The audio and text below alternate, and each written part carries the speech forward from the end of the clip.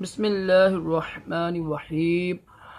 فرمان مصطفیٰ صلی اللہ تعالی علیہ وآلہ وسلم، جو مجھ پر ایک بار درود شریف پڑھے گا اللہ تعالیٰ اس پر 10 رحمتیں بھیجتا ہے۔ مسلم شریف کی حدیث پاک، صلو علی الحبیب صلی اللہ علیہ محمد۔ آج کی سنت مبارکہ یہ ہے کہ حلوہ شریف یعنی میٹھا نبی پاک علیہ السلام کو بہت پسند تھا، تو اس کا مذاق اڑانا یعنی سنت کی نیت اگر ہونا پھر کفر ہے، یعنی نبی پاک صلی اللہ علیہ وسلم کو پسند تھا اس لیے میں اس کا مذاق اڑاتا اگر کوئی بندہ تو یہ کفر ہے، کیونکہ نبی کی تو سنت کی توہین ہو رہی ہے نا۔ فرض علوم کے لیے آپ دعوت اسلامی کے مدنی قافلے، اجتماعات اور جو نماز کورس دیگر کورس ہوتے ہیں اس میں شرکت کیا کریں۔ اللہ تعالیٰ ہم سب کو بھی کم از کم 313 بار درود شریف پڑھنے، سنت کے مطابق زندگی گزارنے اور فرض اور دعوت اسلامی کے مدنی ماحول سے برکتیں حاصل کرنے کی توفیق عطا فرمائے۔ راشد عطاری خوابوں کی تعبیر لے کے پیش خدمت ہے۔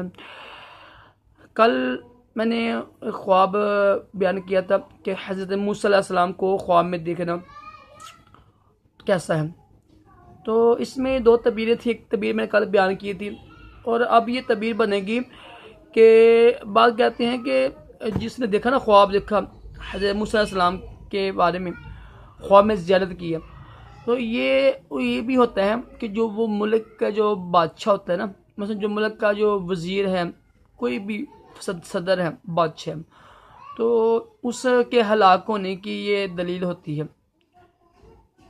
کیونکہ حضرت موسیٰ علیہ السلام نے بھی فرعون کو یعنی ہلاک کیا تھا، لشکر میں ڈوب گیا تھا جا فرعون پہ، سمندر میں جا ڈوبا تھا جا کے اور 12 راستے بن گئے تھے۔ تو وہ اس طرح خواب میں اگر دیکھا نا حضرت موسیٰ علیہ السلام کو دیکھا تو اس کی یہ تعبیر بھی بنتی ہے کہ اس ملک کا بادشاہ وہ ہلاک ہو جائے گا۔ اللہ تعالیٰ ہم سب کو بھی اچھے اچھے خواب دکھائے، برے خوابوں سے محفوظ رکھے، دونوں جہانوں کی بلائیاں عطا کرے اور تمام جسمانی روحانی بیماریوں سے محفوظ رکھے، اور اپنے پیارے حبیب صلی اللہ تعالی علیہ وسلم کی بھی زیارت نصیب کرے، آمین۔ اللہ حافظ۔